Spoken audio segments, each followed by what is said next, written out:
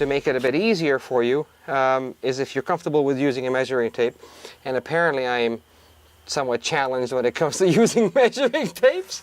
So what Rob did is he actually measured the hole from the bottom at about 5 inches, or what was it, 134 millimeters? 135 millimeters. 135 millimeters from the bottom. Okay. So what he did, which would be just what? Yeah. the top of this track. 135 millimeters from the top of this track. 135 millimeters from the top of the track here. That's right. Yeah. So if you're going to drill a hole in the corner, that's where it's going to go. 135 millimeters from the top of the track. That's right. Okay, gotcha. And then I came in 18 millimeters. 18 millimeters from the outside of the track. That's right. Okay, gotcha. So that gave me center of where I drilled it out in the back of. Right. So what did you do? You measured the size of the box, right? Which then gave you the outside perimeter of the two tracks. That's right. 33 and 3/8. For this one. For this particular setup, yes. Okay.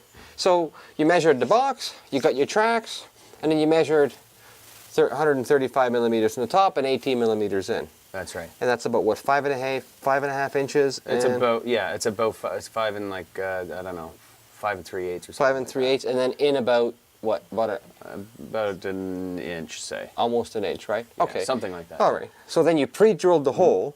So then when we attach this thing and put it against the wall, you can feed the cable right through. We don't have to take it off and then put it back on, and take it off and put it back on. Yeah, we wanted to try and avoid dry fitting it, drilling a pilot hole, then taking it apart, and then drilling the proper size hole, and then refitting it again. Right? Trying to avoid that. So the easiest way was to sort of jimmy it up, open it up.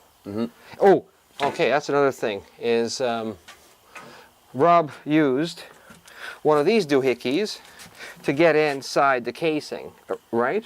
Yeah, now you don't really need that if you have a long enough drill bit.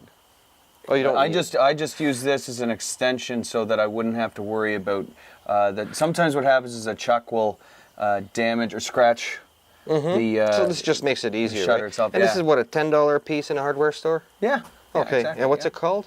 I call it a Flexi Bit, but I believe that's a brand name for a different one than this one. But so I think Ryobi makes this one. So it looks like a snake, and you can stick a thing in the end of it, right? Yeah. That's what you described to the hardware guy. Okay, all right. And then you used this bit, which is a 3/4 inch bit. It's an auger bit, right? That you use typically for electrical wiring, right? That's right. And being 3/4, you got lots of room to play. If my measurements, 135 millimeters, was actually 134 millimeters or what have you, I've got lots of room to play. The wire that we're putting through that hole is only about 3/8 of an inch, so you got enough slop that I don't have to worry about it, or damaging the sheathing on the. So it looks to me like we got some wiggle room. Lots and lots of wiggle room. I like wiggle room. I'm still trying to learn how to use one of these things, so I don't know. You got to teach me that stuff. I like tape measures that are painted nice solid white on both sides with no numbers. That explains a lot. Then I can take a pencil, I can put it out here, and I can mark it here, and I'll say, how long do you need? This long. There you go. Like a chalkboard. No problem. Okay, so that's about that.